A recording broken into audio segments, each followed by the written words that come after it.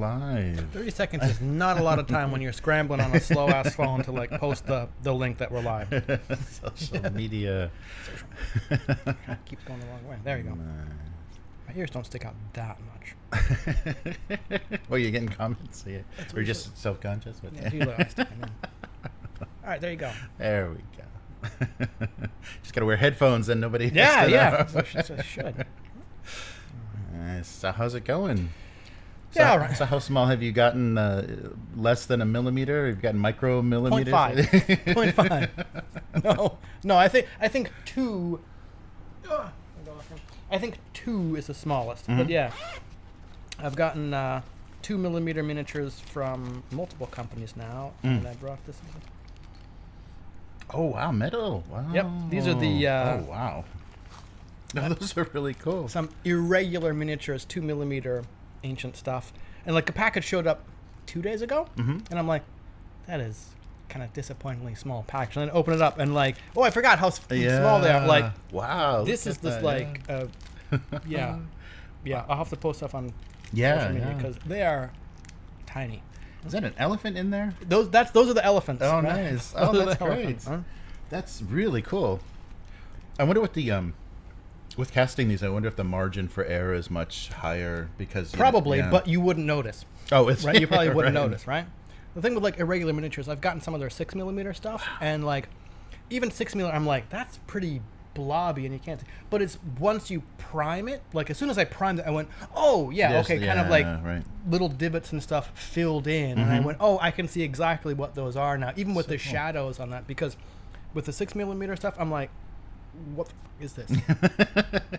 But then as soon as you get prime, okay, I see the head and all this stuff. Like, so 2 millimeter is just like, wow. Yeah. And this might be something, well, I guess they're getting better and better, but this is something that 3D printing might have a harder time with, because the resolution's getting higher and higher, but still, that's really... It is, but I think with, I don't do a lot of STLs anymore, but I've seen there's a lot of, or feel like a lot of resources for 2 millimeter or 3 millimeter stuff, because at that scale, you're not worried about really detail at all. So an FDM printer probably wouldn't be able to handle it that well, but a resin printer is just like, it's like a cube with a smaller cube on top for the head, and like that's kind of it.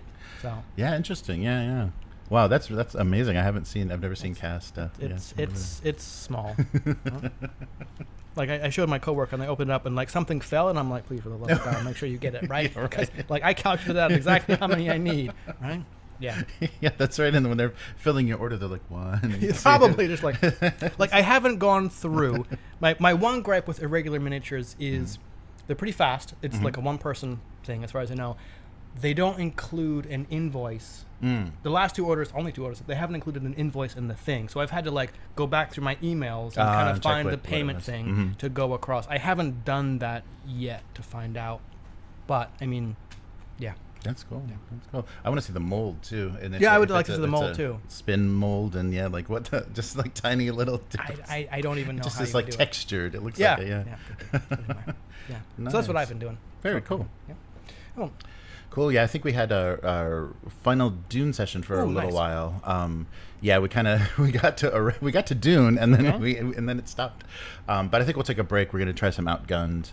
Nice. And maybe tomorrow, because we're down a player, so maybe tomorrow we'll do some Ironsworn. Ooh. Yeah. So we'll try a little bit of that. Like guided. Yeah. So 3 of us, and they'll be kind of guided. Fell out of my brain because with Ironsworn you could do solo. Co-op, where kind of everyone is a player and the GM role is kind of shared, or what they call guided, which is kind of the more traditional one. So we'll see how that goes. I haven't played that system before, so I'm curious. It just like the world building and character creation, I'm really curious about that. And that's what we'll probably be doing the whole time. The book wasn't organized. I said the book wasn't organized that well, but it took me until like reading the example chapter, which is towards the back, where they kind of take a player through them doing everything, where I went, okay, I get this. And now I really like it. There's pretty cool, like, your world building it's like 10 questions about different parts of the world. And they are kind of like, is it this, or this? Like, your choices are constrained, but like the choices you make, like you're kind of allowed to flesh out however you want. But like it's really solves the blank page problem of like do whatever you want.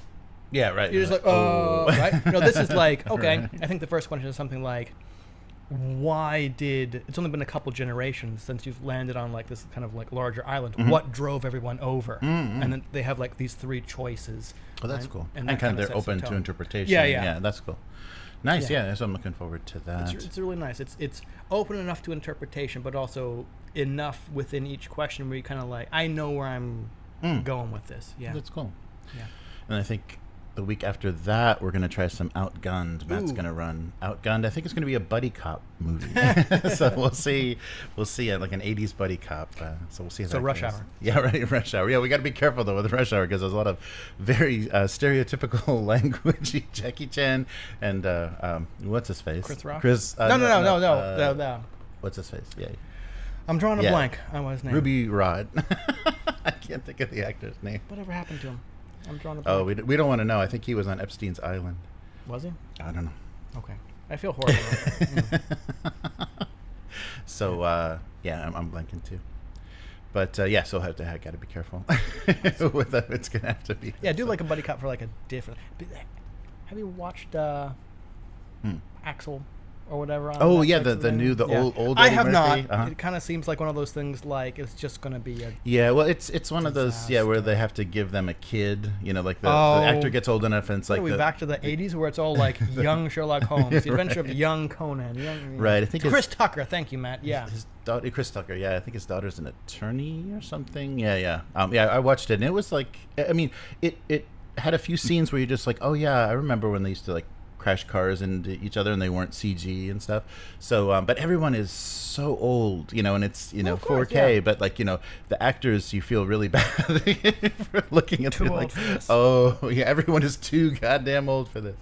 I mean, it's a shame because Eddie Murphy still has that presence, right? But it's just like, there's nothing for him anymore. I guess that genre and everything, they don't make comedies anymore. And it's just like, but when you think about like 48 Hours and stuff, it's like, that was such a huge, breakout role, and he was so young, when that was all that success was going on. But yeah, now he's not young. Nobody.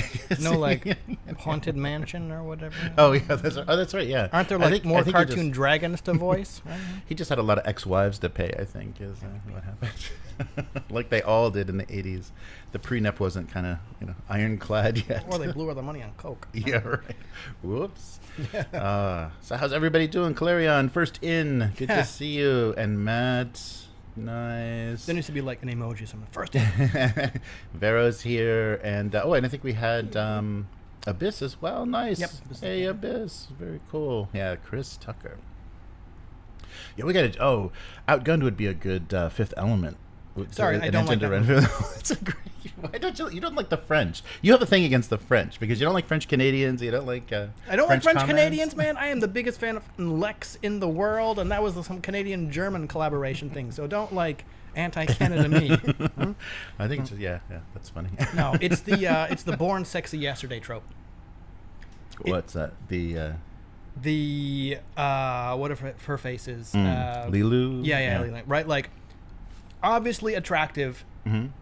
Mentality of a child, right? Right. Well, yeah, I think that's Luc Besson's thing. It's that, like the trope is like you're a full-grown woman, so we don't get dinged on like the sexual stuff. But like you have mentally you're a child and you don't know anything. You have to be taught, and it just feels kind of. But supreme for me, it's just kind of gross. Yeah, but I liked how they subverted the thing that was fun in the movie, where they were reconstructing her, and they're like, "What is this ugly thing?" Because there was a big ugly hand from the thing that the ship that blew up. What's this thing going to be? And it's like, yeah, that was fun. It's a very iconic role, but I see what you're saying. I mean, yeah, but you definitely have something against the French. Okay, sure, fine. Is what's his face the same guy who did Valerian? Yes. Oh my God, that movie! Yeah, I couldn't get through that thing. Yeah, that's a shame. That needed a better translation because it's a popular French comic, and I'm sure the comic is amazing. The movie was. Yeah.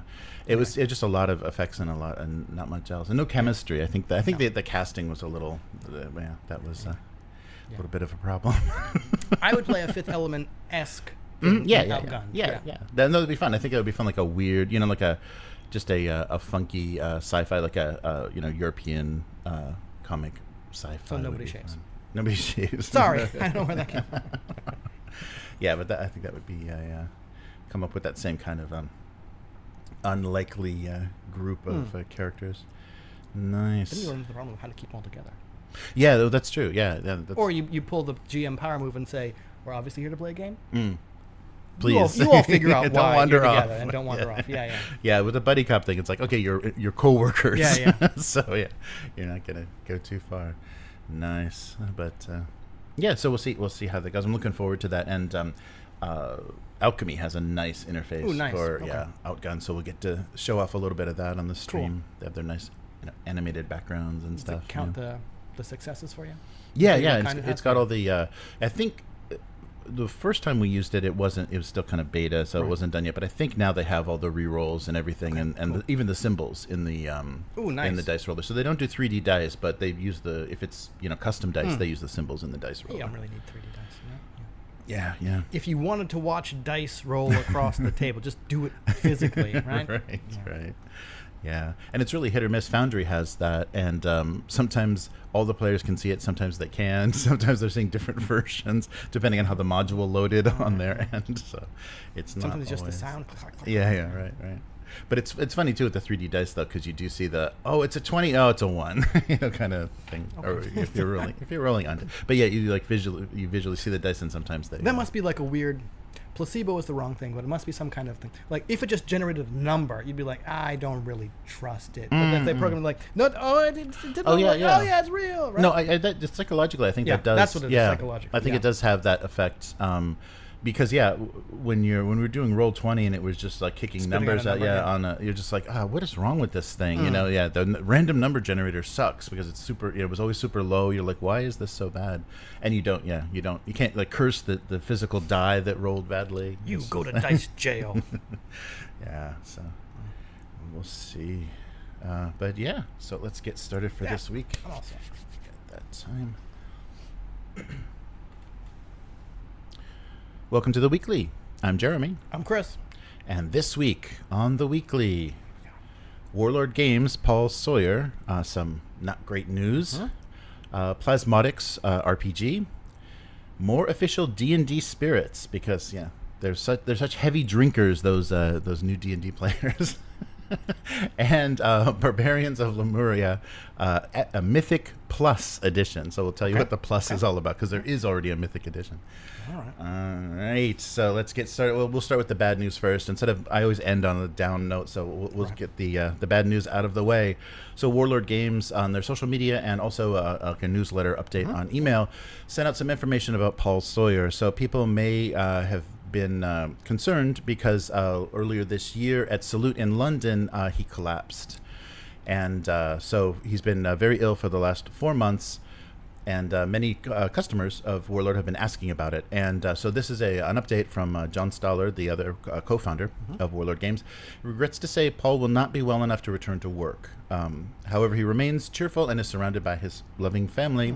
And he goes on to say Paul and himself set up Warlord Games 17 years ago, forming a dynamic team with a lot of Games Workshop. And everyone is like Games Workshop or White Dwarf. They have all that pedigree, like we've been talking about with Conflict 47. So he's hoping to be well enough to attend the open day for Warlord Games later this month, so September 21st. But they'll see how that goes. Right. John goes on to say he was the best partner to set up a company with, always in high spirits and working like a trooper. He will be sorely missed around the Warlord offices. And then the nice thing was on their post, there's so many nice comments. Sometimes the miniature war game community is not terrible. Yes. So, wishing him a quick recovery, all the best. And then kind of reminiscing. In my formative years, were a reader of White Dwarf with Andy C. and Jarvis J., constantly battling out. But Paul was another big personality who very much made me feel we were all part of the same community. And, a lot of good memories. And, this was the the one at the end surprised me a little bit. I had a pleasure of chatting to Paul a lot over Vent, if anybody remembers the voice chat Vent back in the day of City of Heroes and occasionally World of Warcraft. He was the funny and wisest head in the chat room most of the times. So that's funny. MMOs, I guess. Yeah. It's like you got to be online. So that's a shame. We don't want to see. And that's what's going to happen. We're losing the old school RPG designers, and now the war gamers are starting to get to that age, and haven't condition. war gamers been at that age? Yeah, maybe that's true. Historical war gamers, at least. Sorry. Unfortunately, it came out on social media too that what had happened was brain cancer. Oof. Okay. Yeah. So it's a nasty brain tumor is what was posted. So yeah, people are saying absolutely gutted. Hope for a speedy recovery. I'm in the email newsletter as well, and there wasn't a lot of details on what had happened. Yeah, I think they wanted to keep it. Yeah. But I think he posted it. Someone, family or somebody posted it on social media, so it got out and then ended up in the comments. But yeah, the original statement didn't contain the actual. In those cases, I think it's kind of it's kind of the person or the family's kind of priority to whether or not they say exactly what's going on. No, I think that's true, and because I think some people just don't want to share that personal medical information at all. All right, so sorry, I was very sorry to hear that, and hope for the best. And so on to more, I guess, crowdfunding. Yikes! So the Plasmodics, an RPG of mutant freaks in the weird future, is a post-apocalyptic gonzo sci-fi. So this is on crowdfunding. I believe this is Kickstarter. And so a sci-fi game with the aesthetics and genre tropes that like totally new and different. So we have Starfinder, Dragon Star Wars, Alien RPG, but now we have a game about mutant freaks. So you can make a weird little guy in this, which is a mutant freak, and pick from kind of human, sort of animal, mostly robot, or alien as your beginning. Beginning tropes. This is going to be a 118 page book, on Kickstarter. So the book will contain full rules. Oh, I'm sorry, you can get the full rules without the art. So it's a very heavily designed and illustrated book. So the preview of the full rules are available, so you can check those out. And a quote from the website: Plasmodic is a tabletop role-playing game of post-apocalyptic. I've already said all this. So the mutants, joined in hand in mutated hand. So the world and its debris are yours to play in. Uncover odd artifacts, wrestle with opposing factions and your cryptic alliances, and see what the weird world has to offer. Wasn't Cryptic Alliance what they used in Gamma World? Oh, maybe, maybe they might be. Yeah, they might be going after that. So, and there's so your weird little guy can have 4 categories of mutation: physical, mental, plant, and meta. So simple rules to keep track of everything, and a unique setting they call the King Tide. So I think we might. I'm not sure what kind of scale we're on. We might be on a micro-real scale. It's hard to. I mean, the illustrations especially look are very abstract.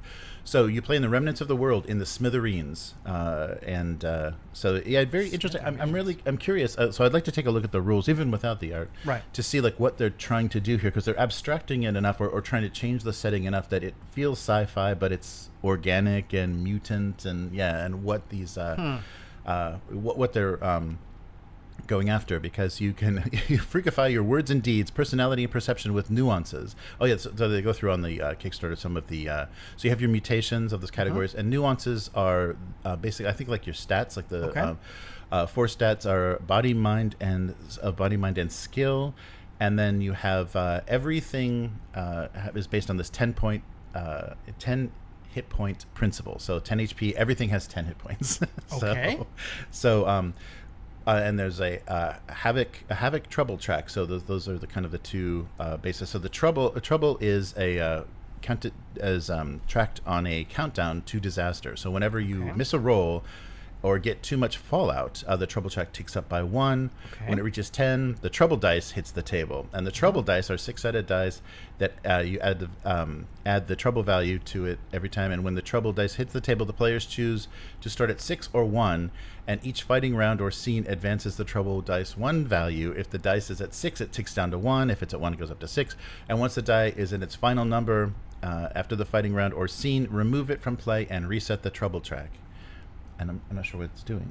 Not sure. So it's got to have an effect on fighting effects and stuff. But so there's a couple of a couple of funny mechanics, and also the the salty run back.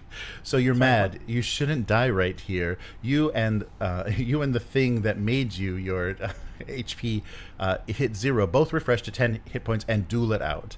1-on-1, no help. If you win, level up. If you lose, you're dead forever. So kind of some fight to the death. Yeah, so it seems like it is on a very strange simplified level. So it does feel more like amoebas fighting than anything of monsters or robots or anything.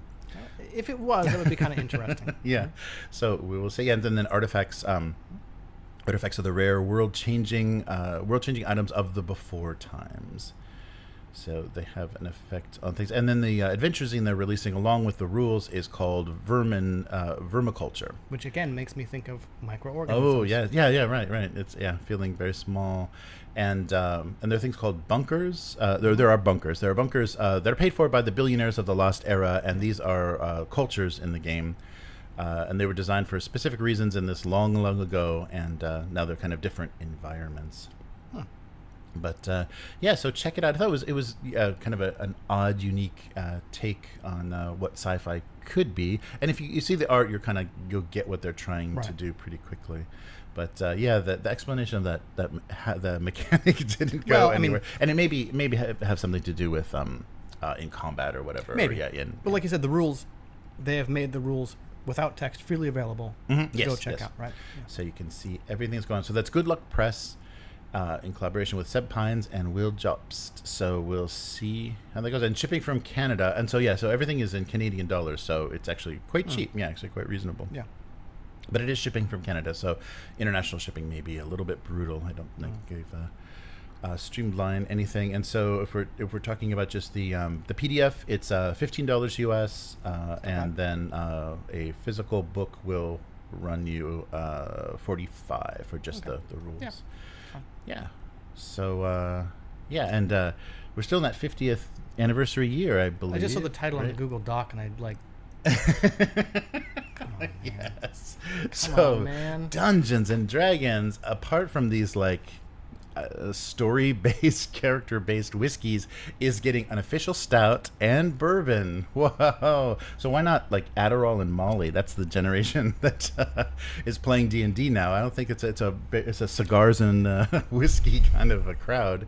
But anyhow, that's not what the New Holland Brewing Company thinks. So in collaboration with Wizards of the Coast, they're releasing a limited edition D20 brew barrel aged stout and an original mead cask bourbon whiskey from their through their New Holland's Dragon Milk product line. So they've been doing Dragon Milk for a while. So you can go to the Dragon Milk website and pre-order, which is launching this week. So we've had Lego sets, we've got the Converse, Chuck Taylors, Pop-Tarts, I believe. And of course, the other spirits that we were talking about are the Matthew Lillard Quest End Whiskey line. Wasn't he peddling NFTs for a while? Yeah, he's everything. I think he's got his fingers in all the pies. So that was the whiskey that was based on the character classes that had a story once you finish the bottle. So he will be running a Critical Role crossover to promote his whiskey like everybody else. So I guess D&D is the new. Sorry, Matthew Lillard. Yes. To promote his whiskey. Mm-hmm. That is D&D tie-in. Yes, right. He's doing a cross promotion. Mm-hmm. Running a Critical Role cross. Yeah, yes. What are they going to do? Play D&D beer pong or something, or just something? My face doesn't say it all. This is beyond stupid. Yeah, I'm sorry. It's really, really sad. So this, both of these products from Dragon Milk won't be available until November, but the pre-sales start this week. And a quote from the website: "Brewed with the same passion that fuels D&D adventures, Dragon Milk was a nationally renowned reputation as a bold, legendary beverage." Says the CEO. "Not only does our work with Hasbro allow us to honor D&D's 50-year history, but it also underscores our shared values of creating savored memories and forging lasting friendships." And DUI convictions. I got nothing. I got nothing on that. Other than, God, that is stupid. Oh, but it gets better. Oh, God. D&D isn't just a game. it's this amazing community that's all that's all about bringing fantasy and wonder to life, whether that's living in rooms, backyards, or wherever you folks want to play. This is Jess Lanzillo, the head of D&D products and franchise at WotC. We're excited to be teaming up with the New Holland brewing folks for the big D&D anniversary together. We're building on that. We're building on what makes D&D so cool. Shit game? Just alcohol, just hard alcohol, liquor. Apparently, Bringing people together through shared experience of adventure. Which way is the toilet? Yeah, right. So yeah, I don't know why they keep doing that. I mean, the audience is huge. The player base is huge. Yep. But I think they're focusing on kind of a narrow, older group of people that probably don't represent the largest. I don't know. Like, I would be interested in actual like numbers and data about like, okay, what percent or what number of people who played in like have alcohol at the game, right? Right. Or what it is. I don't know. Yeah, because it is definitely distracting if it's a serious group. It can be. Yeah, it can be. I think it can kind of be a little bit, and especially for the DM. I think the DM needs to be as sharp and as able to. I mean, it takes off the edge if you're socially, anything. Yeah. If you're socially a little bit naturally nervous, it takes the edge off. But yeah, you don't want to go. I mean, I'm certainly not going to knock drinking at games because I think. Like us, when we did play, not D&D, right? Like, it was kind of not an excuse, but it was a reason to get together, and we didn't see each other kind of like outside of that group. So like there was a lot of socializing and stuff going on in addition to the game. Right. So I'm sure that's part of it as well. So I'm not going to say this is a terrible idea. Like, don't drink during games, whatever you want to do. But like to partner up with just kind of like the official whiskey. Like, how about you focus on creating the game? Right. Yeah, but I think it's all part of the Beadle and Grimm kind of like cashing in on the whales, the people that like spend too much money, and you don't want to have you come to their table, they have their basement all decked out with replica swords on the walls and the tables full of themed whiskey. I'm sure Hasbro and Wizards looked at things like Beadle and Grimm and said, why isn't that money coming to us? Yeah. Well, that's true. So, okay, fine. This just seems... okay. Let's move on. Yeah, what a 50th anniversary it's been. And so lastly, the Barbarians of Lemuria Mythic Plus Edition. So this is Ludospheric, I think I'm saying that right. So the French publisher has taken over. And why French? What's going on here? So the thing that stood out to me was their AI statement on their I'm waiting for a disaster. The page was awesome. But if you don't know, the Barbarians of Lemuria is a 2d6 system, 4 attributes, 4 combat options, and 4 careers. So originally published in English in 2014. Okay. This is a heroic role-play game set in a sword and sorcery genre, post-apocalyptic world, thousands of years into the future, and everything it's unrecognizable to anyone today. Almost prehistoric. So steaming jungles, vast untamed wildernesses, horror-filled swamps, sun-baked deserts, and massive man-eating beasts roam the unexplored regions of Lemuria and beyond, from island-sized sea serpents capable of sinking war galleys to the huge jungle-dwelling dinosaurs that can swallow a man whole.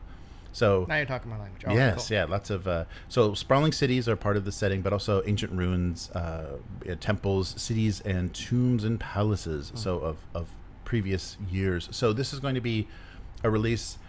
In this book will be the complete set of rules, Gazetteer of Lemuria, Bestiary, a selection of human adversaries, I guess NPCs, additional special rules for alchemists, sorcerer, and priests, and then adventure seeds for 5 entirely new ready-to-play adventures that are being translated into English for the first time. Oh, cool. Okay.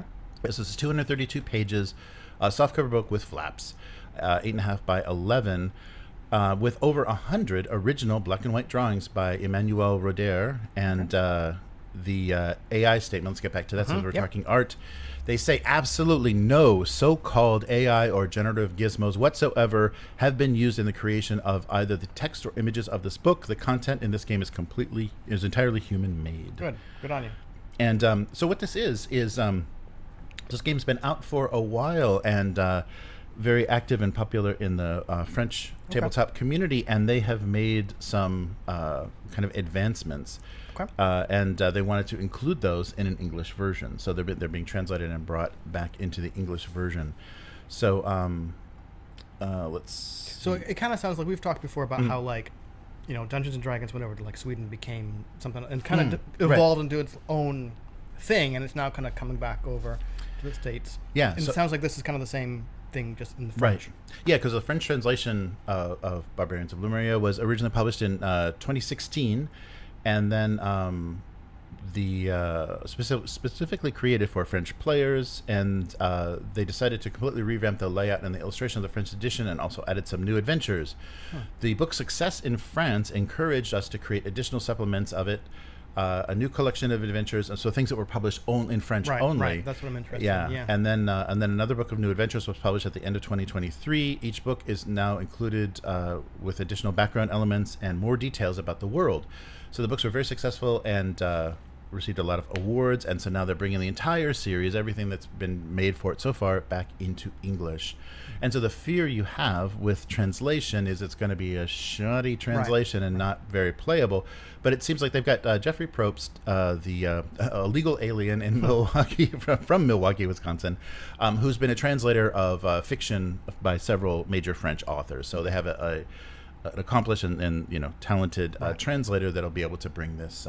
Not just Google Translate. Yeah, right. That's just some of it's kind of good with English, and then makes it very unplayable. Like the Cadwallon RPG, I think Matt famously we always talk about that. It's hard to even understand what they mean in some of the setting for confrontation. Yeah. Oh, right. Was I think originally done in French because it's Rackham, so it was really done in French, and then they translated to English not very successfully.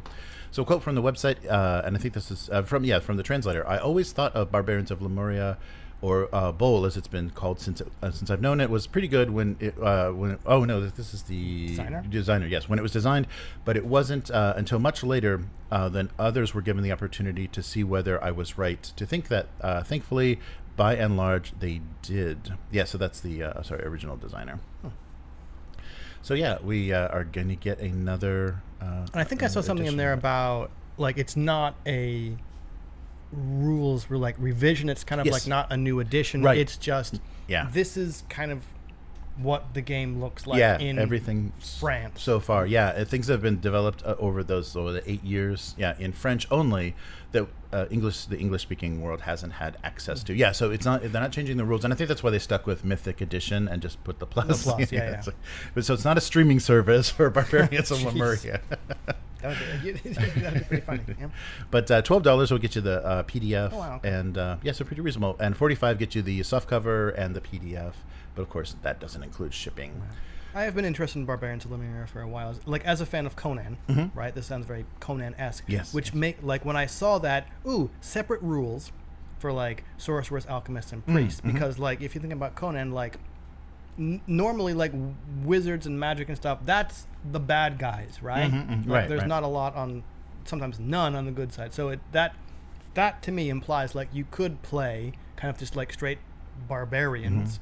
Or if you really wanted to, you could go like Conan the Adventurer and have the little sorcerer dude with his 2 wolves who are actually his brother and sister that's been shape changed, right? Anyone else from that show? No? Was late countless days to elementary school because I wanted to finish Conan the Adventurer, which now that I've watched was not that good. Oh. I don't know what I was thinking. Right? It was a classic, like, 90s kid show. Like this annoying animal sidekick. And just, right. Anyway, back to Barbarians. The bird on his shield, right? Yeah. The Phoenix. They always had to do that. That's right. The Phoenix on the shield. That's right. Some kind of annoying animal sound with his name, right? Right.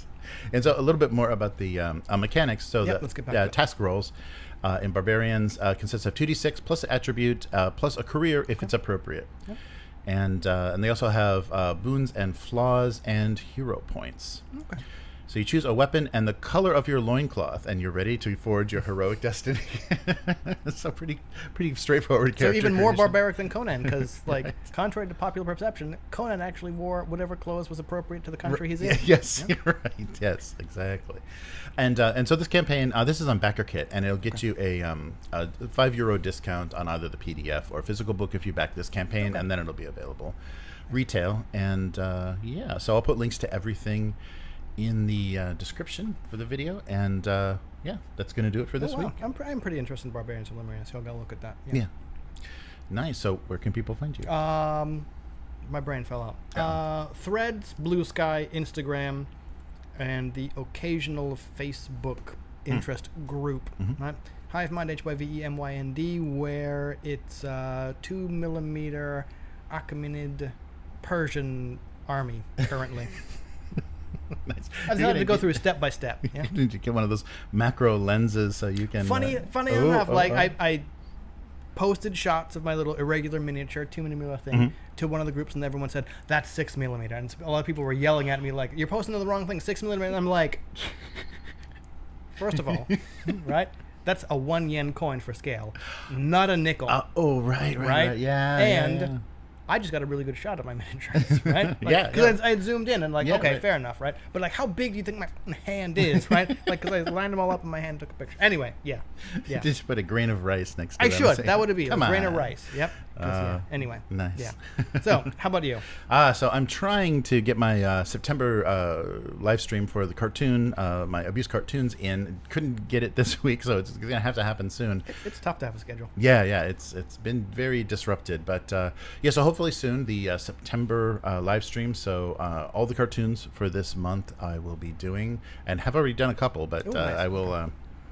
Do all the rest catching up on that, and I'm going to be taking some time off at the beginning of October. So October live stream is coming soon in a few weeks as well. Okay. So I got to get everything out of the way before I go anywhere. And so that's Abuse Cartoons on YouTube and Twitch. And if you want to read the cartoon, gocomics.com/domestic abuse. 20 years. Yes, 20 years of cartoons. That's a lot. Thousands. So if you like what we're doing here on the weekly, consider becoming a weekling. The strongest of all supporters. Yes, by going to patreon.com/upturntable and let us know what you want to see more of on this show, and things you'd like to see covered. And maybe, we're not talking so much about board games. It's more tabletop, but whatever you're interested in, let us know. Board gaming, 2mm, 6mm, whatever your millimeter. 15. Or I like it when you go to like the sites are like, they're coarser scale brethren of like 28 millimeters. I like that, like they deride the larger scale stuff. Coarser scale. Nice. One thing I don't want to see people saying I want to see more of. D&D themed alcohol. Oh, that's right. Yeah, D&D themed alcohol. Yeah, there'll be more of it, I'm sure, if it makes anybody money. So that's upturntable.com is the website, and on all social media, upturntable. And that's what we'll be doing. So keep an eye out for some Ironsworn tomorrow, and in a week we'll be getting some outgunned. Nice. So I guess you got a couple of session zeros in a row to see what's going on. You'll see different ones. Yeah. So we'll take a little break from Dune and show you a couple of other systems, and just kind of stretch our legs, get out of the Imperium of Man for a while, and see what we can find. But thanks for joining us, and we'll be back again next week. Later, mortals. Goodbye.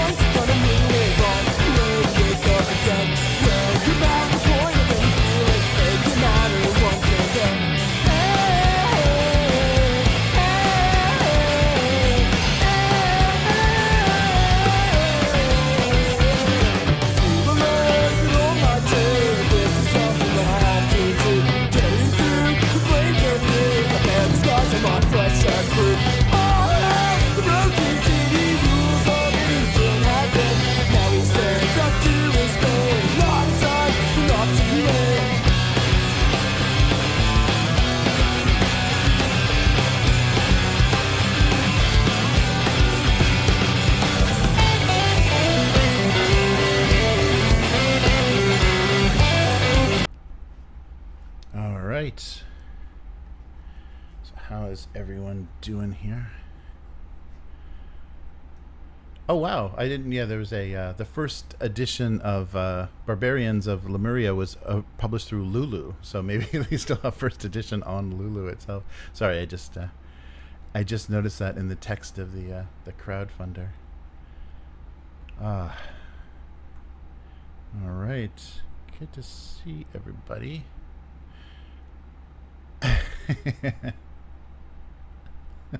Oh no, it's the volume. Sorry, dude. Yeah, it's mixed pretty loud. Yeah, you do have to get an ice subscription. Yeah, you could pay that through the through D&D Beyond for that bourbon. Yeah, it's so funny. They're aiming at a lot of different audiences. Oh, and Matt's talking about the. Talking about some Outgunned, the setting. Nice. Yes, Indie Heat. Although it's sounding more like Tombstone, the way our characters are coming up. I don't think Indiana has quite as many Stetsons as we might be wearing in this game. Nice. Ah, yeah. Don't drink during games. Instructions. Yeah. Chris Tucker, yeah, Yeah, so we decided we're not doing the Jackie Chan, Chris Tucker recreation. But yeah, that'll be fun. In a week, we'll try some Outgunned, and it'll be such a nice. It'll be the alchemy interface, so it'll be nice visuals for the stream. But very good. Yeah, sorry. Yeah, I can pull down the volume on that. Be right back for the music, so it's not so bursting out. Oh yeah, right. That's right. Yeah, Final Fantasy whiskeys. That's right, for their 40th. I don't know what. And didn't they theme them for? Because wasn't it? It was Final Fantasy 14, so they themed them for the 4 major cities of the MMO. Yeah, I think it was whiskey. I think it was. Yeah, that's right, Miguel. Got to cash in on those alcoholics. And I think it's mostly for collectors, because it seems like they a lot of attention goes to the bottle design and even the box that the whiskey comes in. So I think it's to put on your shelf. So it may not be people that will ever open the bottles. Yeah, like the potions they made. They're the health potions for Final Fantasy that mimic the kind of the items from the game. Were at the convenience stores for a while, I think, but they were like a energy drink or something. Yes. So we'll see, but yeah. So we'll see what how Ironsworn turns out. And I did just to let you know, Matt. I did find the module for the world on Foundry, so I think we can do that. Whoever wants to kind of guide things can log in as the game master, and then I just made a character for each of us, and then we can roll those up, and the sheet should be able to track everything. I think they kind of walk you through in that module. They walk you through some of the things, but we can just do it from the book and just keep track of it on our sheets.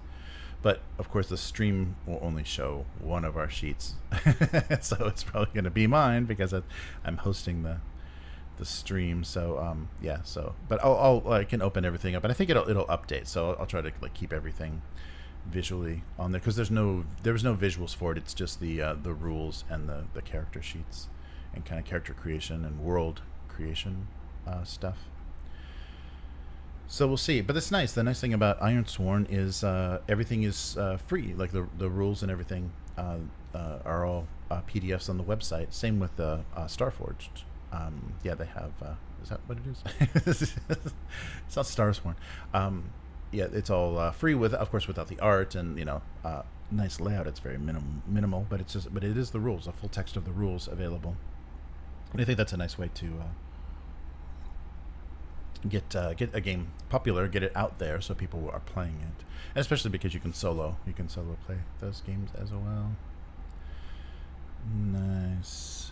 But yeah, so some new experiences. We'll step away from Arrakis for a moment and we'll see how it goes. But yeah, so anything else? Has anybody hung in there? I think the 4th episode. There's only 10, right? So they're 8 or 10 Rings of Power, so they're blasting through these already. Yeah, I haven't watched it yet, but I heard it's the Tom Bombadil episode, so I think so. We'll see that. At least that's what the some article used that as the teaser. So we'll see. We'll see how that goes. So yeah, what else? Yeah, nothing. Nothing. Yeah, we haven't been able to get together. Everyone's schedule's been really bad, so IRL gaming has been very minimum. We've just been doing our hobby preparation at home and not actually getting together to do much. But lots of stuff is going on. Miguel is saying the new Rings of something. It's the best Tolkien ever. It's what Tolkien was always meant to be. A quick cash grab. I still think that it was so wrong-headed that Bezos said, I want my own Game of Thrones. So what can we buy? And they bought Lord of the Rings, or they bought the appendices of Lord of the Rings, and the only license that was available at that time that wasn't everything was the episodic television license. So I guess that qualifies what they're trying to do. It may win. It may win several. I think all of the prizes it should be should be competing for. Nobel Peace Prize, the some kind of genius grant. It's got to get it all. Yeah. So we'll see. But yeah, so we'll test out some other systems on the desktop with the VTT stuff. Yeah, I'm curious to see how polished and how finished the outgunned stuff is. Yeah, so two session zeros in a row. So while Terry is out, we'll try the Ironthorn and then be back with some outgunned, some exciting adrenaline based. Is it luck or adrenaline? I think it's adrenaline, right? And then they change it to luck in the adventure. But yeah, so I got to bring my book home so I can physically, flip through it while we're doing stuff.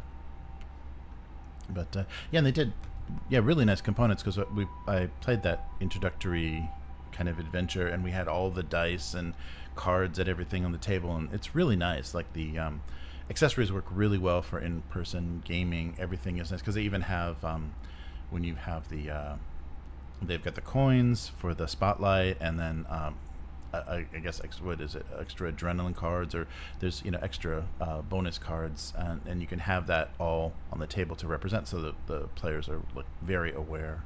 And also too, their abilities and stuff on cards, their I think it's abilities or feats, and they can have those readable right away, so they can remember, I get a reroll when I do this and all that stuff.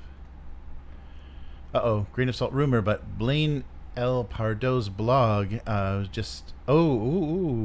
was just sued by Topps for not paying him. He just sued Topps for not paying him his royalties. Is that BattleTech stuff? Yeah, because it's that's who owns all the FASA stuff, right? Is Topps, which is weird. Or a lot, not, I don't think all of it, but some of it. Interesting. Is it that the writer? Was that the writer that was kind of canceled or not allowed not to right. That's too bad. I can't believe that was the thing that we were hearing that with Disney when they acquired for Star Wars, and then Fox, all the authors that wrote the novelizations and everything, that just Disney's like, we don't have to pay you anymore. These books are still in print and we're still making money on them, but with those publishing rights, but why should we be paying you? So everybody had to make a fuss or threaten to sue just to get Disney to turn back on the royalty machine. Oh, wow. Yeah, that's true. Yeah, regardless, you can't. It's very strange. I guess too, decades of that's the thing that I always think about, and we're probably going to see that more and more with these. We've seen a lot of licensed IPs bounce around in tabletop, and some of those games are going to be, you won't be able to publish them anymore. Like they won't be able to do reprints of things. Like if Free League loses the Alien license, they won't be able to reprint any of those books once they go out of print after the license is gone. And if people still want to play them, and they probably won't even be able to sell the PDFs, like depending on what the terms are and everything. But I think that's a risk of all of that stuff. Or if a company that did the licensed IP folds, then it's like until somebody else buys that, they're not going to be releasing any of that stuff. But that's part of the complexities of a lot of that. Not looking forward to it, but so we'll see. I'm trying to think. Not much. I need to get back to painting. I haven't been painting any miniatures for a long time. It was nice when we were doing the oath sworn stuff, the kind of rank and flank fantasy battle game. That was really, as we were expanding the armies, that was getting me to paint and build models very regularly. I've been out of it for too long, but yeah, we shall see. Yeah, so nothing. I guess who would have thought that the Crow movie remake was terrible? What else is? We've got the Beetlejuice sequel, right? That's like out this weekend or something. Can't wait to see how well that goes. I wonder when that's going to stop. I guess it's been going on since the 90s, though, the kind of turning old TV into movies and stuff, so we've got another full generation. Oh, nice. Miguel says we're going to try to start a regular Battletech gaming group in Osaka. Nice. That's cool.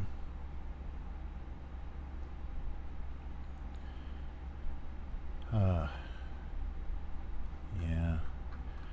So yeah, it's funny that the collecting the stories every week is getting weirder and weirder because the tabletop news sources are starting to dry up. That's a shame, and I don't like a lot of the people that aren't really in tabletop and just kind of added it. Endless trash. Yes, Abyss, that's exactly what's going on. Just kidding. Hollywood is producing endless trash.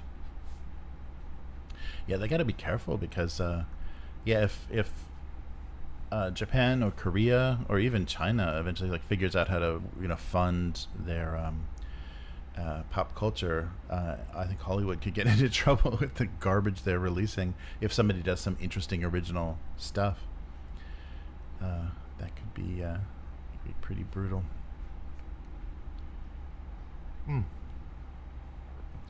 All right, but yeah, I agree. Abyss, burn down on all of it too, and it's like you just anything you hear that's in production or they're going to be producing is going to be really depressing. Oh yeah, we were talking about that whatever that animated series is. I forget what they're calling it, but they were going to do. They're doing kind of CG shorts for kind of to promote video games, and I think they've already produced one for Concord.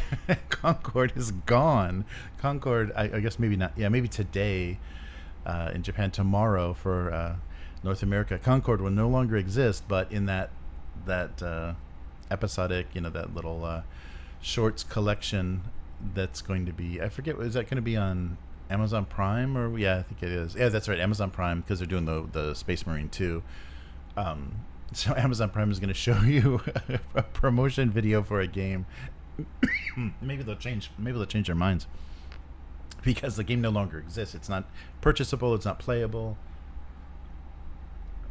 So I don't know why why they would possibly release a Concord Game of the Year.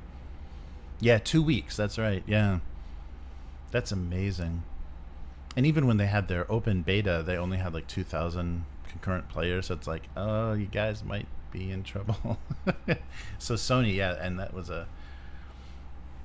Sony took a big hit for that, and they're refunding just like they did with Cyberpunk 2077. They're refunding everybody digitally, and then I guess if you bought a physical copy, if somebody bought a physical copy, it's hard to feel sorry for them, but they're gonna have to figure out if they can return it, because the disc is completely unplayable. The servers are down, and there's no news about how they're going to re-release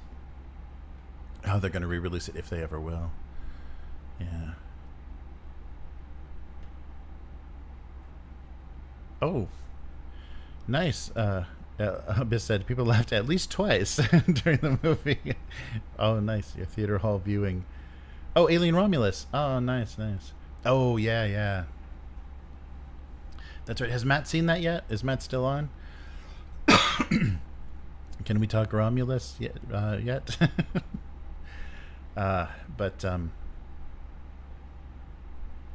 Yeah, I wonder what that was. And there was some interview with the director, and it sounds like that was intended from the beginning. The stuff they did towards the end, they meant to do that, and I thought it was like they had no choice and they were just being forced to do that. Okay, well, I won't say anything else, but it was is very those choices were very strange, and it kind of, I don't know why you would ruin your movie with references when it could have been an okay like standalone film that was, looked like Alien and was shot very cheaply. Like the budget was much lower than the typical releases now.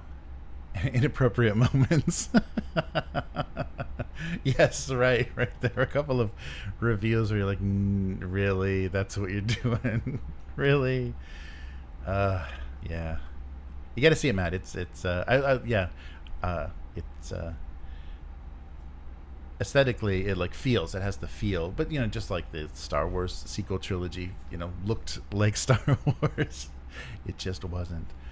But yeah, I'm curious, and I'm curious if seeing that will motivate you to want to play some Alien.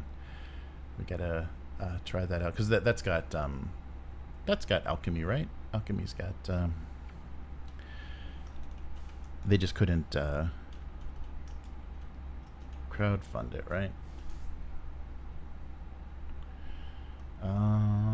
Alchemy, it's got oh, that's right, Foundry I think was the official thing that Free League supported initially, but it should be all that Free League stuff is coming to Alchemy eventually. Maybe they got to sort out the license stuff.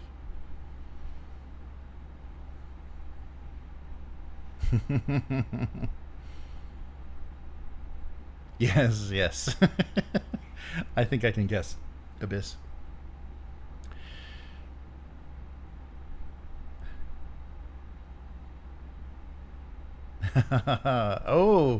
DM Chromic is coming in hard with episode 8 is as good as anything in the original trilogy. Nice.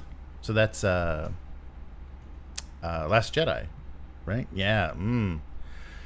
Yes. I don't know.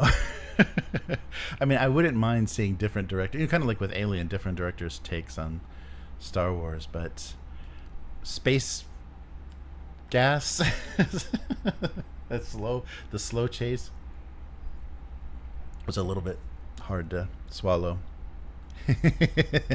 That's a bold claim, DM. No, but I think so. I think especially the generation that grew up on the prequel trilogy, I don't think has the same kind of requirements for Star Wars, and the tone of it, it just was like so intentionally.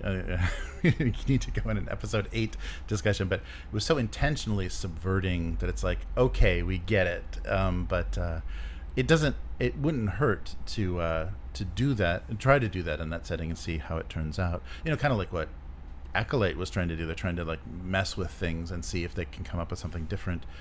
But for me, it was a very uncomfortable viewing experience after the nice soft buttery mashed potatoes of Force Awakens, which was basically Alien Romulus. That same sort of thing. Remember this? But yeah, we'll see. I just hate how Admiral Akbar went out. That's not cool, man. That was my whole thing. I must have left the theater right after that.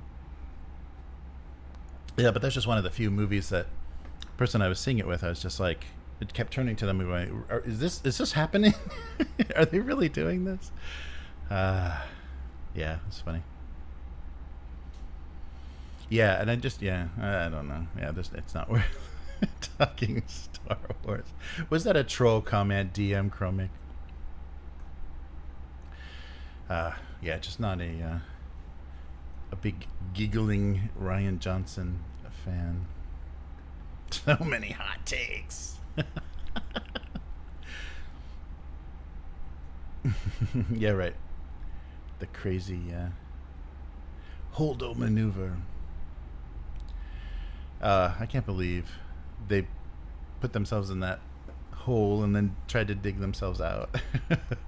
But that's the frustrating thing with all of this stuff that's coming out, the new Star Trek and everything. That's going to be someone's first Star Wars, or that's going to be their original trilogy is the sequel trilogy, or Discovery is going to be someone's first Star Trek, and like, oh, this is what Star Trek is supposed to be. Oh yeah, Las Vegas Planet. And isn't Las Vegas Planet the setting of Jedi Outlaws? Good idea. I guess though Disney's like, we own that. That's ours. Nobody can take it away from us, so we're going to use it. Canto Bight. Yeah, that Las Vegas stuff. And the oh right. That that almost felt like a commercial, like it was like, okay, what are they trying to sell? They're selling brooms, just the kid stuff at the end. Yeah, I don't know. It's funny. I don't know that setting, but yeah, it just needs to go away for a while, I think. We'll see what happens. Yeah, that was the thing that occurred to me, that like, why did this change? And I think it was maybe like a kid-friendly move, but with the prequel trilogy, I realized that they started, so when aliens spoke in the original trilogy, you couldn't understand them. They had to be subtitled, and the in-world characters could understand different languages, but they didn't speak them. But then that with the prequels, then they started having aliens speak crazy English, and when coming up with crazy English, it always like slid into kind of a cultural or ethnic parody, is what it sounded like Jar Jar's speaking. And so they didn't I don't think they worked with linguists or anything like they were doing with those like original alien languages to just like modify an existing language that that would be really unfamiliar to English speaking people's ears. They just came up with some wacky, so you can't but help to like read it as, oh, is this supposed to be like like Italian accented English, or is this supposed to sound like South Asian, or what are they doing? That was really weird. That was a weird choice, and maybe to make it more kid friendly, so no subtitles were in the movie, because I don't think there were, right? But I didn't. Those have been out for 20 years, and it just hit me that why the hell did they do that? That was a weird change, and it must have been George's brilliant. We'll make this more kid friendly. But that's weird. Those alien languages that are kind of understandable English, so they don't need to be subtitled, but they read like, what is that? what, how are we supposed to be interpreting what that is? Yeah. So that's why the kind of the weird accusations of kind of the weird, kind of racist tropes, or kind of strange ways that different aliens were speaking. And so you could like point, oh, these aliens are now ethnic stereotypes because they're speaking this.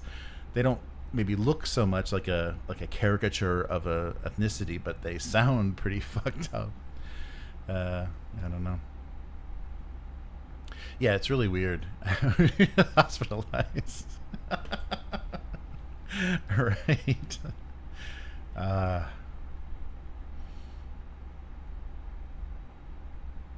Oh yeah, they didn't subtitle the Ewoks in Return of the Jedi, did they? People just understood them and then kind of said, oh, he's saying this, and then C-3PO was translating.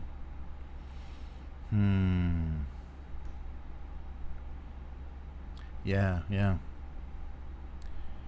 don't know. Yeah, that Star Wars Outlaws just looks kind of boring. Just like poorly executed, kind of boring Ubisoft. Yeah, right. And the Ewoks should have been Wookiees. That's right. But and what was the? I just saw a video where they were talking about that, and the reason they didn't do that, is because you couldn't. His concept was that it was a primitive culture, and they already showed that a Wookiee could fly a starship. He could be a co-pilot on a Millennium Falcon. So so they couldn't make Wookiees too primitive, and so it would have been, it wouldn't have been the underdog kind of primitive society versus the high tech empire.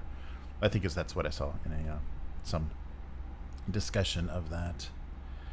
But yeah, so strange, and it really was like already by Return of the Jedi, they're kind of like starting to have bad ideas about what Star Wars is. Yes, exactly, Abyss. That's the best. That's the hottest take.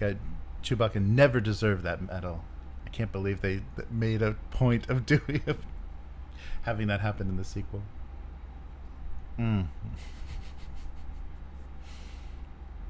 Yeah, I don't know. It's funny though. There's still that license is still, there's card games and the miniatures games. The Shatterpoint still, cranking that stuff out. And I see some of those, streaming series characters and stuff being released for Shatterpoint. I'm just like, ugh. Who wants to? I mean, maybe mechanically or competitively they're playable, but who wants to paint those characters? Who wants to own plastic replicas of those characters? Abyss is disliking some Star Wars. Yeah, it's just funny. It's like it'd be like if Jaws, or I guess Jaws isn't it? But like one of those. I'm trying to think of something of that time that just became like everyone saw it and everyone liked it, or it had some effect. There isn't anything like that. If Jaws became, oh, you're a Jaws fan, you're one of those toxic Jaws fans. Oh, you're an ET fan. Those ET fans. It's a toxic fan community of people that love ET. Oh yeah, I wonder. Yeah, because I think Fantasy Flight is they've still got the license. I'm not sure for the RPG, but they're reprinting the old the Wacky Dice Genesis, the Genesis type system. I don't think it was officially Genesis. I think Star Wars was first, but I think the Fantasy Flight RPGs are still being published by that weird studio that took over, that's barely releasing things.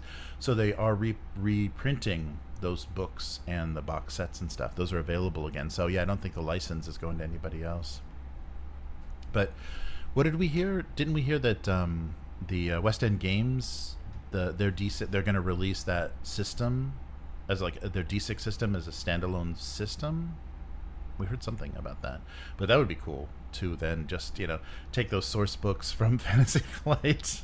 I don't think they're all that good. I don't think they did a great job with some of those adventures. The little bit that I've looked at from some of the supplements and books, it's not great. So probably coming up with your own stuff would be more interesting. Abyss still feels dirty for memeing for the Acolyte. That's right.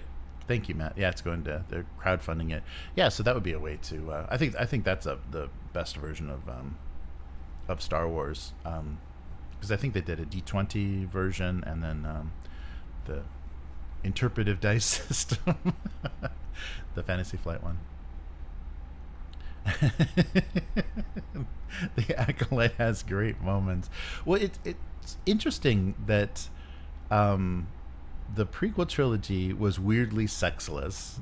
They're like, it was, because so much Jedi stuff, and it was just weird. The tone of it was so weird, and just the relationship, and then the kind of thirst trappy weird stuff they did in the Acolyte.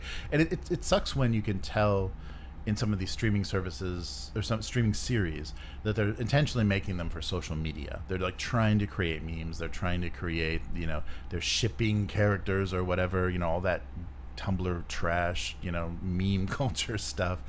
They're trying to make it for that, so that it has that effect, so it gets reactions on social media and stuff. But that doesn't translate to viewers or popularity or anything. It just, enters the trash realm of the internet. And the mass murder.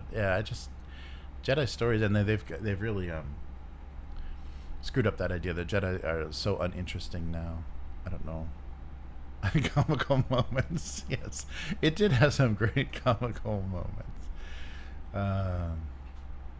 Yes, the comedy was strong in the Acolyte. That's right. The Acolyte.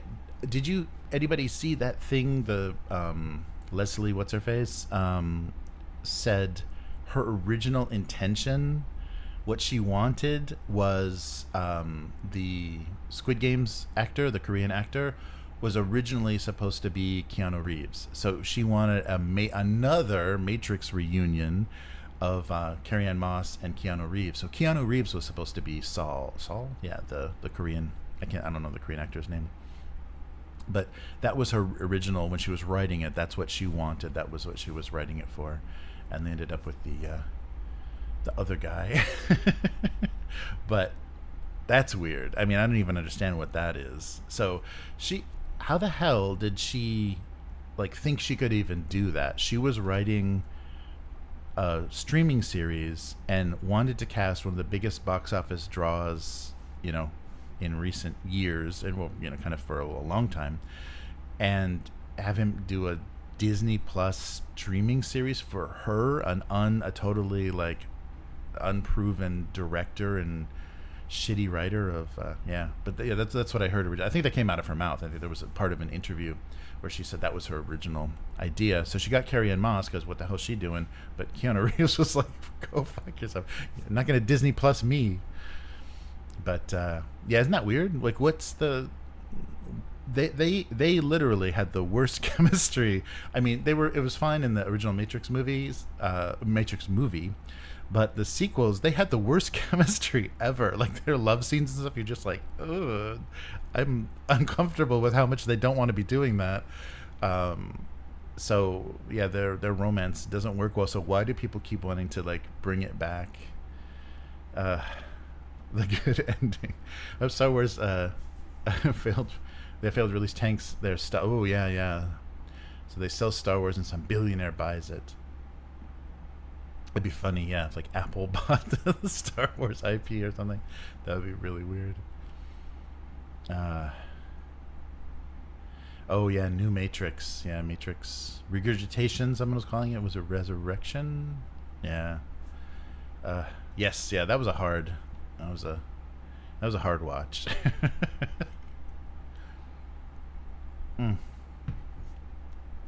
Yeah, really odd. I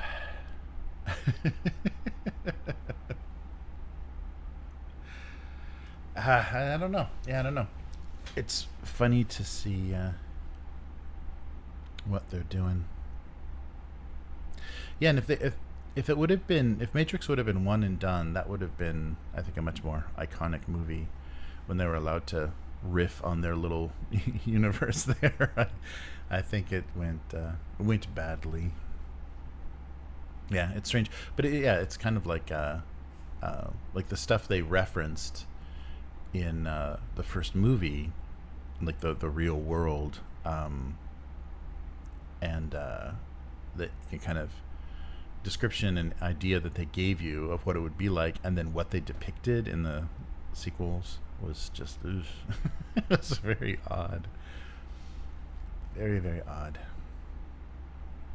Yeah, so maybe no Alien yet for Alchemy. So if we play Alien, it might be Foundry.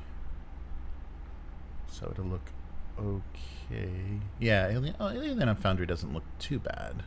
It would look much nicer on Alchemy, though. I hope that happens.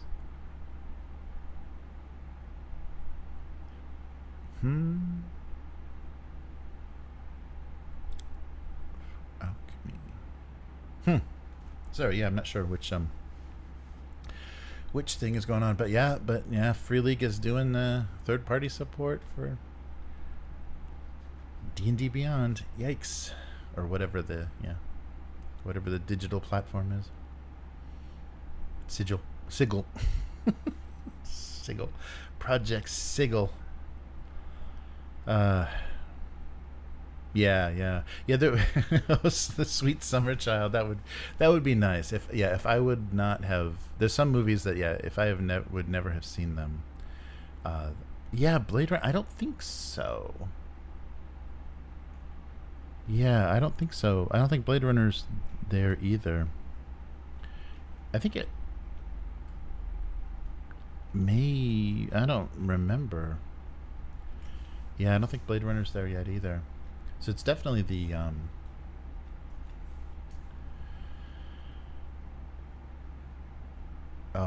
hey, whoa!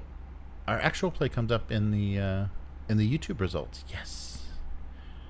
I guess that's why it's getting views. Yeah. Yeah, everyone's saying this would work well on Alchemy. But yeah, maybe the licensing thing, they'd have to get some additional... They'd have to add something to the license or whatever. Because they weren't allowed to include those titles in the crowdfunding. And Matt, you can, if I'm misspeaking, you might know better what's going on.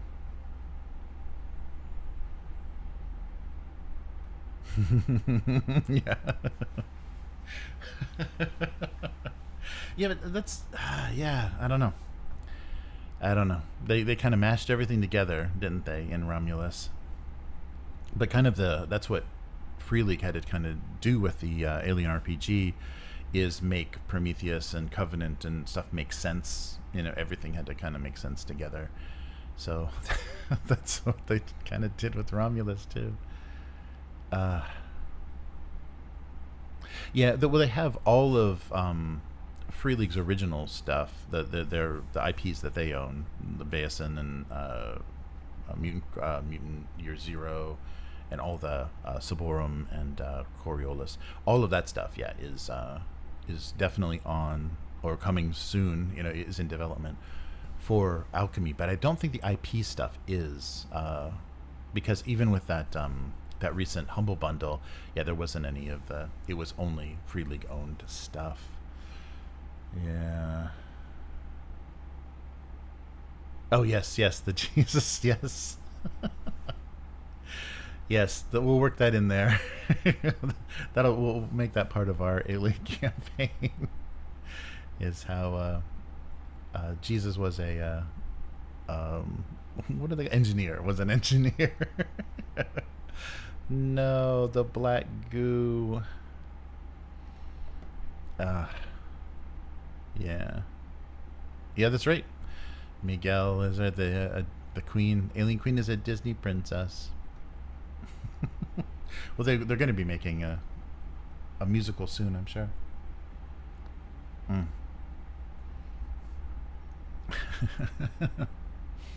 Legally. Yeah, that's true. If that script would have been AI assisted, I would definitely believe that. Oh yeah, speaking of AI, it's not tabletop related, but that group that has that what is it? The writing a novel thing. It's the some writing group that does this promotion, or some I don't think they're a publisher. I think it's just like a group, but they have that write a novel in a month or whatever kind of thing, like Inktober and all of those like creative month-long jam things. They had a little bit of controversy because they said we have to accept AI tools as legitimate for writers, for a legitimate tool. So you can disagree with us, but we're going to accept AI submissions or whatever for that month of writing a novel, because they said denying people access to AI tools or to the generative tools is ableist and something else. Like they were saying that disabled people need AI. I was trying to understand this argument. Like, what disability requires you to use AI tools that scrape the internet to write? I mean, if you're severely mentally disabled and you can't write in English, I mean, I don't understand what is that group? The novel a month or something. I forget what that was called. Yeah, NaNoWriMo. Yeah, whatever this is. But they're .org. So I don't even remember what that stands for. They're a 501c nonprofit. Okay, so that's what they are. So they believe in transformational power of creativity to provide structure, community, and encouragement to help people and creative voices and but yeah, they said that they'll officially accept AI submissions, because not to do that was ableist. Yeah. That was weird. I didn't. I want to see their statement because I couldn't understand in just the article that I read that in. I couldn't understand their logic. Yeah. So NaNoWriMo is in disarray after the organizers defend AI writing tools. This is on The Verge. So they said it's classist and ableist to oppose using that tech to write novels. I don't even know what the hell. So they got to change it to not. It's gonna not be. It'll be like a novel an hour or a novel a minute instead of a novel a month, or a month of writing novels. Yeah. It completely invalidates it, but it's a weird stance to say that it's classist and ableist. It's kind of like that, saying standardized testing. And I guess there's arguments for that, kind of cultural educational advantage. But to say we're not saying that the tools are evil. We're saying that they were unethically derived, like the scraping of all of the great Western novels and everything to make these AI tools work is what's wrong with them. They're insanely unethical in their origin and how they're fueled. I don't know. I can't think of a good. So they're saying. People are saying AI tools are exploitative and devalue human art, but many disabled writers criticize this statement. And then the lead story architect for Star Wars: The High Republic announced he was resigning from Nano Writers Board. Yeah, officially stepping down. Daniel Jose Older is stepping down from the Writers Board. So never use my name again in your promo, and in fact, never say my name at all, and never email me again. Thank you. Wow. Yeah. So it's caused a little bit of trouble. Yeah. I'm trying to figure out their stance. It just doesn't make any sense. Well, okay, that sounds like the organization. It's not just AI tools. It's allegations of child endangerment and grooming. So, yeah, okay. Let's just take away their their nonprofit status and make them go away. Yikes. Oh, nice. Oh, wow. Nice job, Miguel. In the mid D&D campaign. Nice.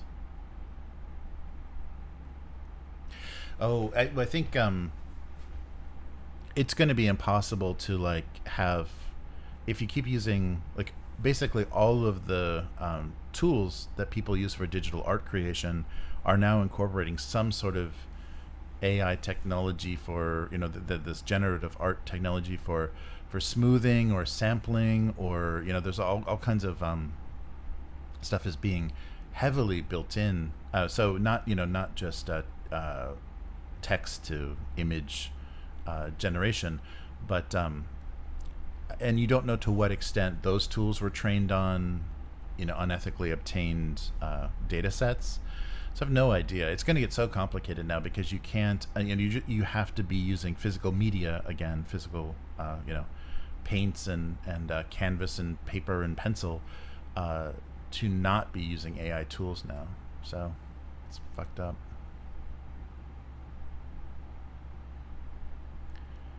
Nice. Wow, 50K word $50K. Nice job, Miguel. That's cool. I'm surprised. I think a couple of the members of the RPG group here are always get inspired creatively to write or want to document some of the campaigns and kind of the characters and world building that happens in some of the games we've played, because things have lived a lot longer than our actual sessions. We stopped playing the game and they're still writing about these worlds and stuff. Yeah, it's getting really weird, and it's this current version. It's empowering people that shouldn't have access to that level of tools, being able to, there's a lot of stuff out there, the kind of AI generative art tools with the kind of the bumpers off with no controls over what you can tell it to do, that are doing stuff that they should never should never have access to, being able to generate images that they never should be able to do. But it's I think we're gonna get, there'll be a whole nother level of savvy where people are going to kind of demand, like there'll be like a new kind of authenticity, I think, where even if you're using some AI tools, you're going to have to like avoid all of the telltale signs of it, so that things like people will get sensitive to, just like early visual effects, like CG in films, like early stuff when it looked really, really fake, and it kind of was like immersion breaking, and like kind of like people, they couldn't, they lost their suspension of disbelief. I think we're going to get sensitive like that and be able to read text where we're like, if this is AI generated and we need, there's no voice in this, and there's, it's just not crafted well.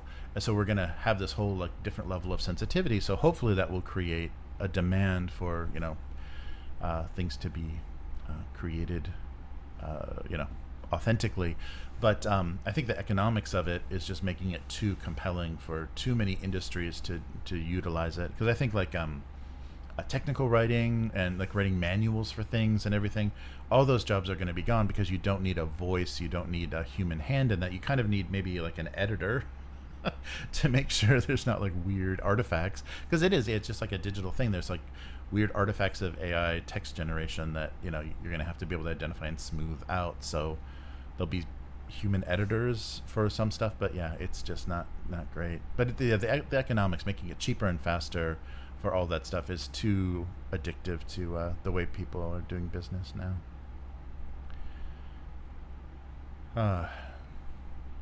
So AI is a political weapon. Yeah, that's getting really weird too. And I love the fact that everything is like, oh, if anything bad comes out now, or if there's a photo of me doing something criminal or what, that's AI. That's no way. I would never do that. Yeah, it's gonna be interesting. Yeah, Abyss. It'll be interesting how different.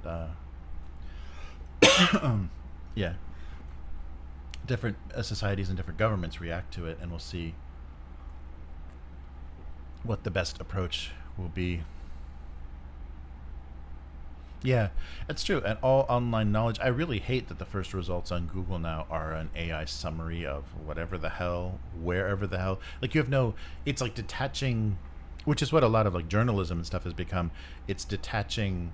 There's no credibility, there's no source, there's no fact checking. It's like all become this, just like, yeah, this is the current thinking about this stuff, and we can't tell you how we derived this, but yeah, it's really crazy.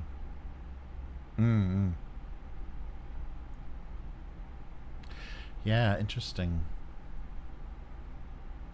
Yeah, so and it seems like for so far, I mean, just the tools that people can get their hands on, it's been kind of subversive. I've seen some people make some interesting like parody and kind of caricature and kind of satire images with AI that's interesting, and it's kind of like has this subversive element to it, but it's going to be used very invisibly in very bad ways by kind of authorities and people with huge resources.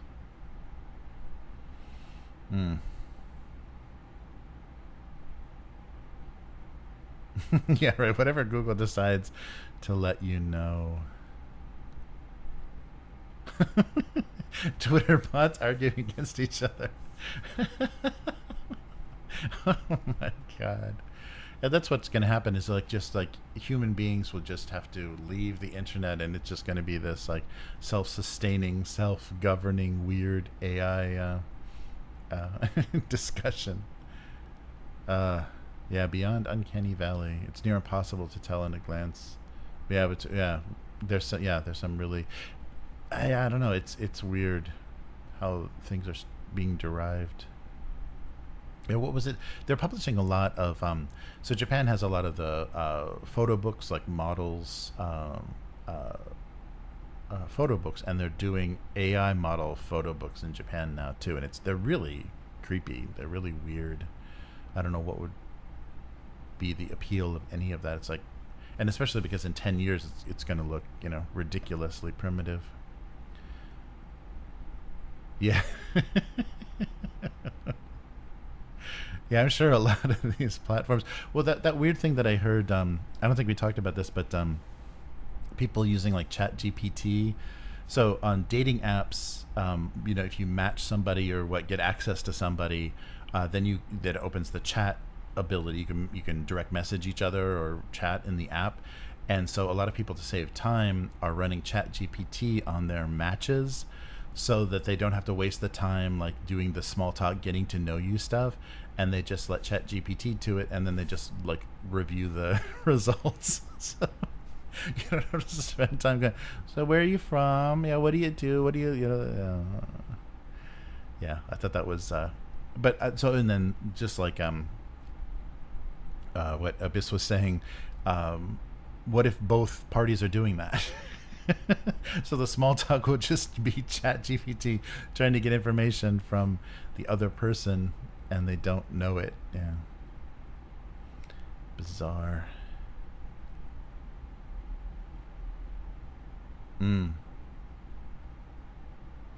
Apple, Google, or Nvidia, how their stocks are going. Yeah.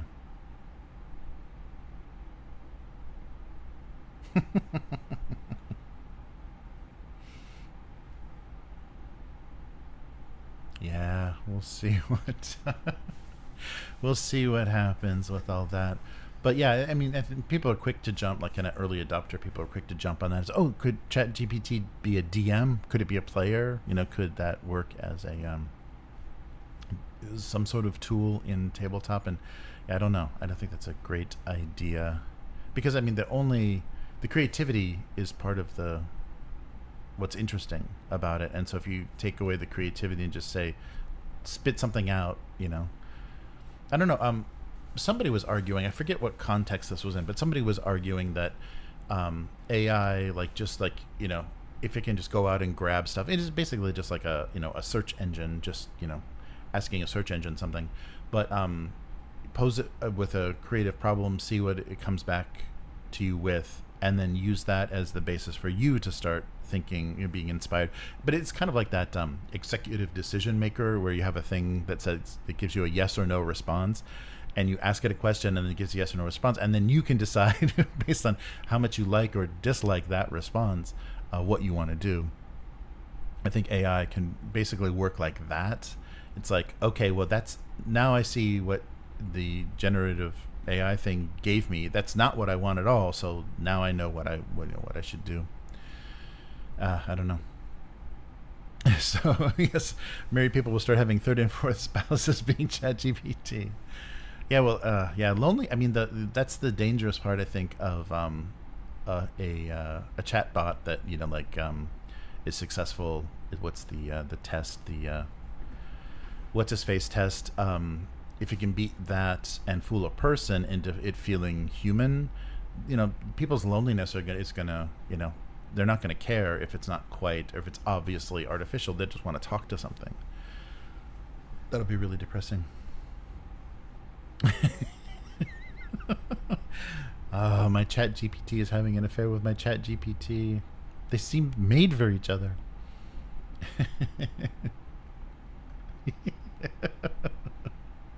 Yeah, we are doomed. Matt's saying the AI GMs would kill creativity. Yeah, definitely. It would be like weird, and it would just be all stuff that had been done before. So maybe if it can source some sort of transcripts from something or whatever, it would just be the unpredictability and everything would just be gone. Yeah. Turing, thank you. Clarion, you're awesome. Yes, the Turing test. Yeah. So now that if chatbots can pass the Turing test, then people just be like, I'm lonely, I want to talk to something and imagine, because that's the problem we have with human interaction online, especially getting to know somebody. You get pieces of information and you're creating this idea of who this person is in your head, and you fill in the blanks with what you imagine would be the best possible thing for them to be. and it's never the reality of it. So you create this idealized version of a person, and their reality is going to always disappoint you. That's like the early days of like online dating stuff. People would have long distance internet relationships, and then there was a trend, I think it was like more than 10 years ago, but follow someone to the airport with a camcorder of the first time they meet their internet online relationship that's been going on for years. And like once they're physically in each other's presence, they're just like, ugh, yeah, we don't have anything in common. There's zero chemistry, zero attraction. We just like filled in all the missing information ourselves. So that's the stupid thing that human brains, I think, do to make themselves happy, that that kind of generative technologies can take advantage of, and chatbots and stuff can take advantage of. Yeah, and I think you're right. Yeah, I don't think people care if it's real or not. Yeah, if we're speaking generally. Yeah, I think you're right. They're willing to just kind of excuse things. Yeah, that's why I think we're gonna get weird forms of entertainment with that kind of stuff, where people would just be like, yeah, it could be better, but it's fine. I'll consider myself entertained. Oh yeah, her all along. That's right. That's so funny too. Yeah, what was the company that got in trouble? They wanted to use Scarlett Johansson's voice for their their female voice for something, and she said no. So they just basically emulated it, just like changed it a little bit. Yeah, bizarre. But yeah, I hope it doesn't.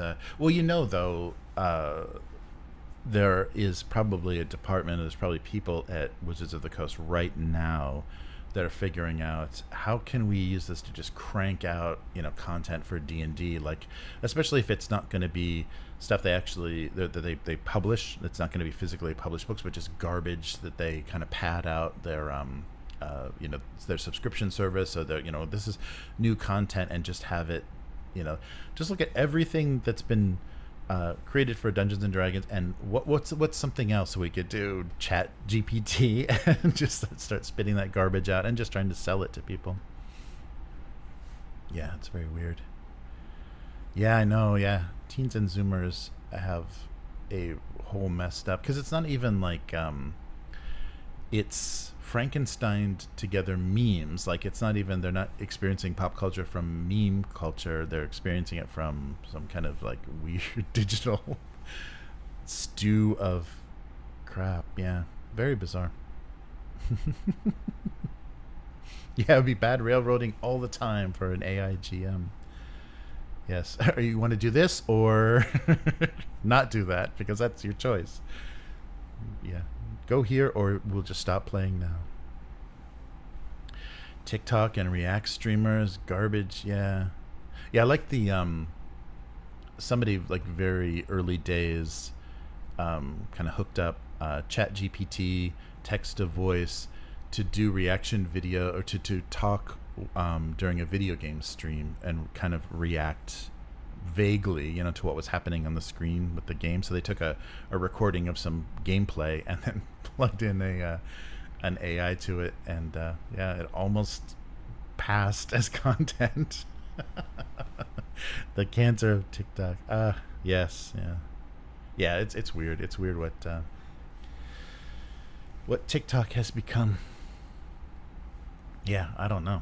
It's really really odd. That's the one thing I like, though. It seems like even though there are a lot of doom scrolling kids, just like flipping through all the random reels and garbage and stuff on Instagram and things, there's still a lot of traditional cheesy TV dramas, and the pop music in Japan and stuff is still like cheesy and simple. So there still is, at least here, there still is a pop culture that you can enjoy that's not just internet trash culture. So that's nice. The Paul brothers, yeah, TikTok and extremists are garbage human beings. Yeah, it's the worst of it. It's giving like the most mentally, unreliable. I don't know what a good word is, but it's giving the kind of the most dangerous people that you never would have been exposure directly to you. Yeah, fun. but no AI GMs. It's gonna put those professional GMs out of business. But yeah, so let's call it for this week. Yeah, so stay tuned tomorrow. So yeah, a little bit before before now. We'll probably be wrapping up about now tomorrow. Doing some Ironsworn, some character. Yeah, I haven't done it before, so I'm curious to see. And I didn't look through anything, any of the questions or choices or anything, so I want to come to it completely fresh and see what it feels like. But it's cool, yeah, if you're interested in that game at all, it's free. And you can just get the PDF for free. The books are print on demand and, reasonably priced, but that's really cool. And it's a solo game, so if you like kind of what we came up with and how that is structured, it's something you can just pick up and play yourself. So okay, let's wrap it up for this weekend. Thanks to everyone for supporting what we're doing. The patrons and members for YouTube, and both the free. YouTube still doesn't. They don't have free membership. I guess that's a subscriber. I guess that's a subscriber. But consider signing up just for free on the Patreon to get notified when things go up there, and also free content. So things that don't work well, or links to like audio files and stuff, I'm just put on the outside of Patreon so you can get notified and get access to that. So yeah, that'll do it for this week. And it was good to see everybody in the chat. That's nice, busy chat. So see you soon. And Matt, yeah, we'll be in 24 hours. We'll be messing around on Discord. So take care, everyone, and we'll see you next time. Goodbye.